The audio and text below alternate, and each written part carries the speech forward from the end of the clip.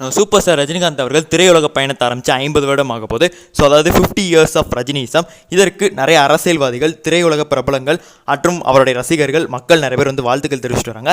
இவங்களுக்கெல்லாம் நன்றி தெரிவிக்கிற மணிக்கு இப்போ ஒரு அறிக்கையை நம்ம சூப்பர் ஸ்டார் ரஜினிகாந்த் அவர்கள் அவர் ட்விட்டர் வலைத்தளத்தில் ஷேர் பண்ணியிருக்காரு.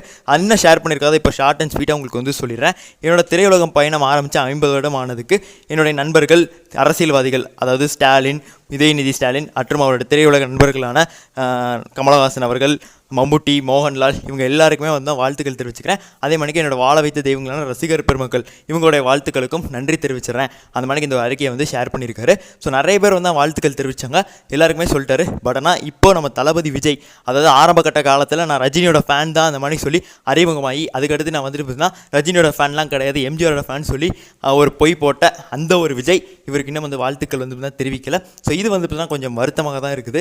ஸோ ஒருத்தரை வச்சு வரீங்க, அவங்களோட ஒரு அச்சீவ்மெண்ட்டுக்கு ஒன்றும் சொல்ல மாட்டேங்கிறீங்க. நீங்கள் எப்படி வந்த வழியை மறக்காமல் இருக்கீங்க, மேலே டேரெக்டாக போயிட்டீங்க. என்ன எனக்கு ஒன்றும் புரியல. அதை பற்றி இப்போ பேசி இந்த ஒரு நிமிடத்தை வந்து நான் வந்து வேஸ்ட் பண்ண விரும்பலை, அவங்கள பற்றி தப்பாக பேசி. அதே மணிக்கு நம்ம சூப்பர் ஸ்டார் அவர்கள் 50 வருடம் ஆனதுக்கு ஒரு மிகப்பெரிய விழாவை கண்டக்ட் பண்ணலாம் அடுத்த மாதம். அந்த மணிக்கு வந்து பிளான் பண்ணியிருக்காங்க. எங்கே எப்போ அப்படிங்கிற அப்டேட் கூடிய விடைவில் வரும். அதனால் உங்களுக்கு வந்து சொல்கிறேன். இந்த மாதிரி கீழ்த்தனமான விஜய்க்கு நீங்கள் என்ன ரிப்ளை கொடுப்பீங்க கமெண்ட்ஸில் சொல்லிடுங்க. நன்றி, வணக்கம்.